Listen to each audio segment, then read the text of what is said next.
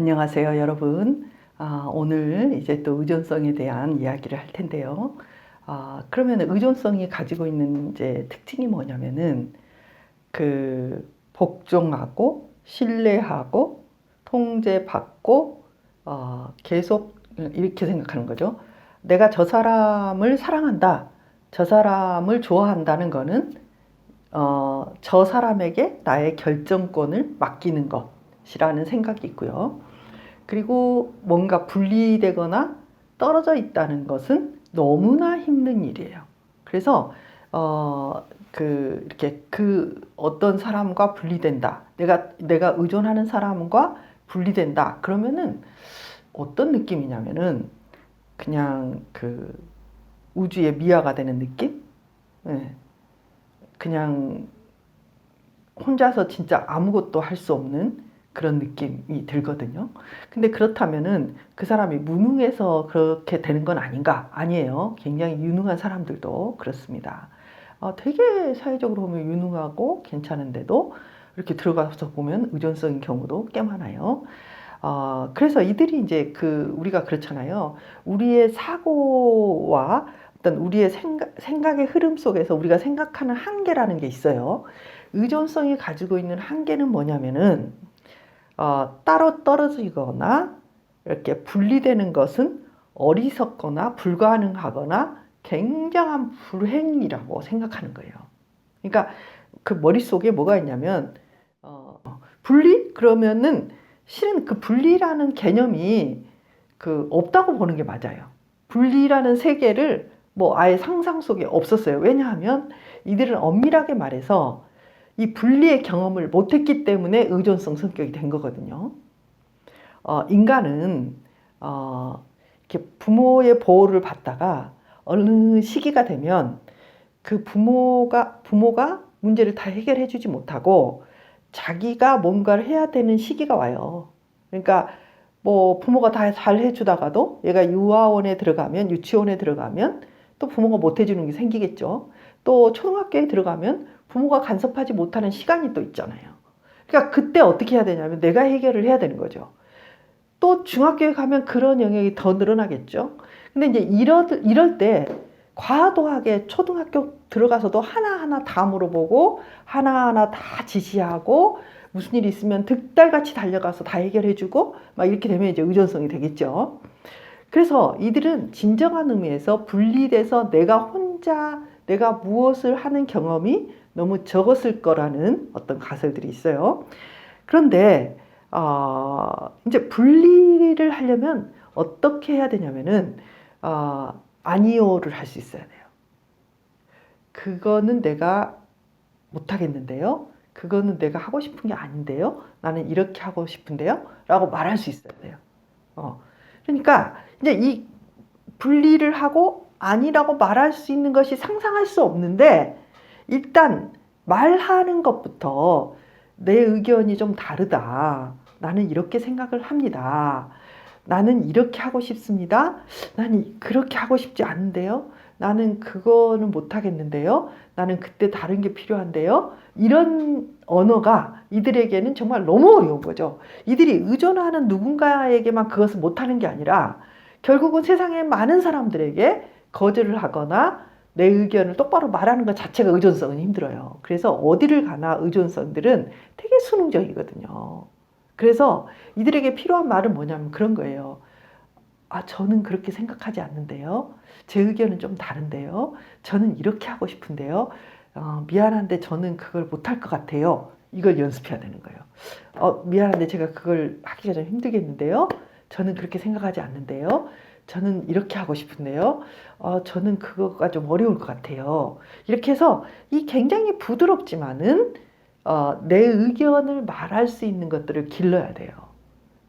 근데 이제 이 의견을 말하기 전에 또 길러야 되는 게 하나 있는데 실제로 제가 의존성 성격 분들에게 이제 그분들이 상담을 오시거든요. 근데 상담을 오시는데 그분들이 상담을 오는 이유는 여러 가지가 있죠.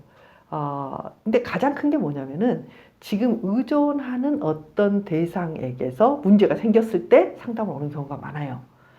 그리고 내가 이 문제를 해결해야 되는데 이 문제를 물어볼 데가 없는 거죠. 그래서 이제 상담에 와서 계속 물어보는 거죠. 어떻게 하면 좋겠어요? 근데 이제 그 어떻게 하면 좋겠어요의 많은 부분이 뭐냐면 연애라든지 남편과의 관계라든지 또 가장 많은 게 뭐냐면 육아를 이럴 때 어떻게 말해야 돼요? 이럴 때 어떻게 해야 돼요? 이런 거를 굉장히 많이 물어요. 그런데 이제 의존성인 사람들은 이제 계속 묻고 계속 질문하면서 굉장히 이 상담자에게도 호의적이에요. 그러니까 저도 이제 내담자들을 만나면 어떤 느낌이 드냐면은 이 의존성 내담자들은요 정말 잘해주고 싶은 마음이 들어요. 되게 따뜻하고 친밀하고 수능적이고 상담자에게도 되게 잘하고 시간도 잘 지키고 상담자 말도 잘 듣고 잘 받아들인단 말이에요. 그런데 이제 문제는 뭐냐면은 계속 질문하고 그것들을 답해주기 시작하면 이 사람들의 의존성이 너무 커지는 거예요. 어떤 내담자가 있었냐면 이분은 이제 연애를 하는데 이제 상담을 한 거예요. 그랬는데 이제 상담자가 이렇게 하라 저렇게 하라 어떤 이제 상담자였는지는 모르겠는데 이분이 의존성을 잘 모르는 상담자였을 수도 있어요. 아니면 초보 상담자였을 수도 있고요. 그래서 이분이 이제 모든 거를 가르쳐 준 거예요. 그래서 그 가르쳐 준 거를 수첩에 다 적어가지고 이분이 연습을 해가지고 또 가서 말을 하고 이렇게 했던 거예요. 그런데 이제 이게 얼마나 심해졌냐면은 이야기를 하다가 전화를 하다가 막 수첩을 뒤져요. 그래가지고 그 수첩에 이제 나와 있는 말을 해야 되는 거예요, 이 사람은. 그래서 이제 저한테 왔을 때는 너무 심각해져가지고요. 뭐라 그럴까, 이제 좀 이렇게 가다가 정말 어려운 상태가 되겠다. 그 정도로 어려운 상태에서 이제 왔어요. 그래서 이제 저한테도 계속 묻는 거죠.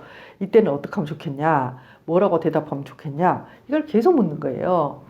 그래서 이제 처음에는 되게 불안하고 어찌할 바를 모르는 막 이 뭐라 그럴까 안정감이 너무 떨어지니까 그럴 때는 이제 처음에는 부드럽게 좀 가르쳐 주고 조언도 좀 했죠.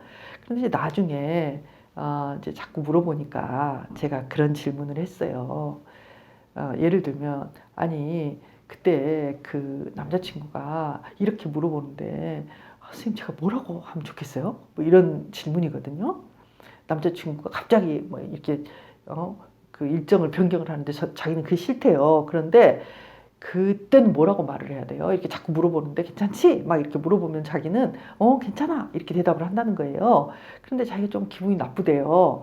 그럼 어떻게 해야 되냐는 거죠. 제가 대답을 해줄 수도 있죠. 근데 이제 제가 했던 질문은 뭐냐면은 내가 묻고 싶다.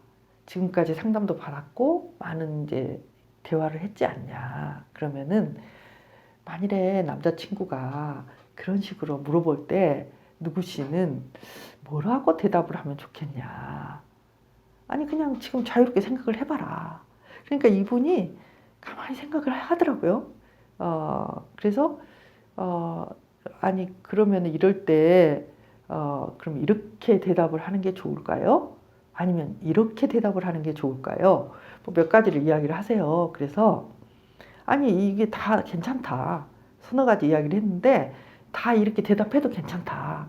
그런데 누구 씨 마음에는 실은 이 서너 가지 중에서 어떤 게 제일 자기 마음에 가깝냐. 어떤 게 자기 마음에 가까운 거냐. 그랬더니 뭐 두 번째다. 그럼 두 번째로 대답해라고. 두 번째 괜찮다. 한번 두 번째로 다시 말해보라고. 이제 이런 식으로 하는 거죠. 그러니까 무슨 말이냐면은 자기가 생각을 해보는 거예요. 여러분이 의존성이라면은 이거 볼펜 어떤 게 좋아? 이렇게 물어보기 전에 내 자신이 한번 생각을 해보는 거예요. 상상을 해보는 거죠. 이 볼펜도 있고 이 볼펜도 있고 이 볼펜도 있고 이 볼펜도 있는데 이 볼펜 중에 어떤 게 좋은 거지? 자기에게 질문해 보는 거예요. 또 누군가에게 뭔가를 묻고 싶은 게 있으면 그 묻고 싶은 것을 내가 결정을 하고 내가 그것이 어떻게 전개가 될 건지 굉장히 주도적으로 상상을 해보는 거예요. 그러니까 이제 제가 상담을 할 때는 계속 상상을 하게 만들죠. 그래, 그랬다면 어떻게 될까? 그러면 그 돈으로 너가 계획을 세운다면 어떻게 계획을 세울 수 있을까? 그래서 그렇게 된다면 이제 그 다음에는 어떻게 할까? 그렇게 해서 네가 돈을 거기서 500만 원을 남긴다면 그 다음에 너는 뭘 하고 싶니? 뭐 이런 질문을 굉장히 많이 하거든요. 근데 그 상상 속에서 자기의 주도성을 가지고 이렇게 상상의 나래를 펴보고 그러면 어떻게 될 것인가 라는 것을 자꾸 생각을 해보잖아요. 그러면은 의존적인 스위치가 오프가 되는 느낌이 들어요. 무슨 말씀인지 아시겠죠? 그래서 여러분들이 너무 두렵고 의존적인 분들에게 당신이 결정해서 당신이 하세요. 그러면 실상 처음에는 못해요.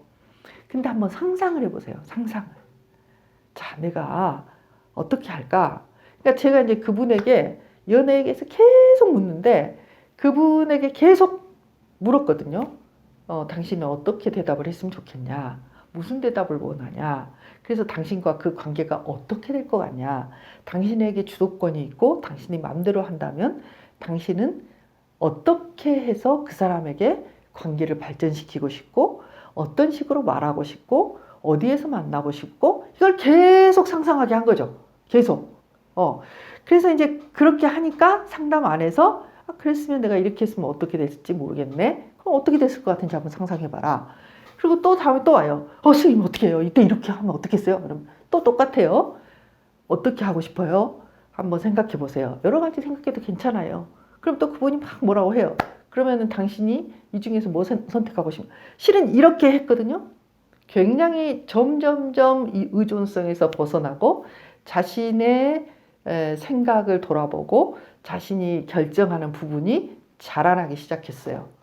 그래서 그분이 이제 결국 자기 나름대로 길을 가고 준비를 해서 뭐 남자친구하고도 헤어지고 나서 바로 남자친구를 사귀지 않고 시험 공부를 하고 시험에 합격했거든요. 이게 이제 그분의 인생에서 되게 새로운 국면인 거예요. 계속 남자친구가 있어야 되고 계속 의존하는 사람이 있어야 되는데 그걸 벗어나 가지고 자기가 결정을 하고 자기가 자기 미래를 준비하면서 누군가를 의존하지 않고 시험 공부를 해서 시험에 합격하고 뭐 이렇게 갈 수 있었던 것. 거기에 상담자라는 중간 대상이 물론 존재했지만은 이게 그래서 되게 의존적인 사람들에게 중요한 상담자는 어떤 상담자냐면은 그 의존을 받아주면서도 자기 스스로 결정할 것을 촉진시키고 그것을 계속 격려해서 앞으로 나가게 하는 상담자가 좋은 상담자겠죠. 여러분이 상담을 받아도 좋지만 상담받지 않는다고 해도 동일한 방식으로 여러분의 의존적인 삶을 분리하는 삶, 그리고 주도적이고 독자적으로 자신의 인생을 걸어가는 삶을 만들어 나갈 수 있습니다. 자, 의존적인 여러분, 그리고 의존적인 자녀를 기르신 여러분, 의존에서 벗어나고 나의 의존에서 벗어날 때 내 뇌가 굉장히 활동적이 되거든요. 그래서 실상 생상할 수 없는 그런 능력을 나타내는 경우도 많이 있어요. 아시겠죠? 자, 오늘 여기까지. 다음 시간에 또 만나요.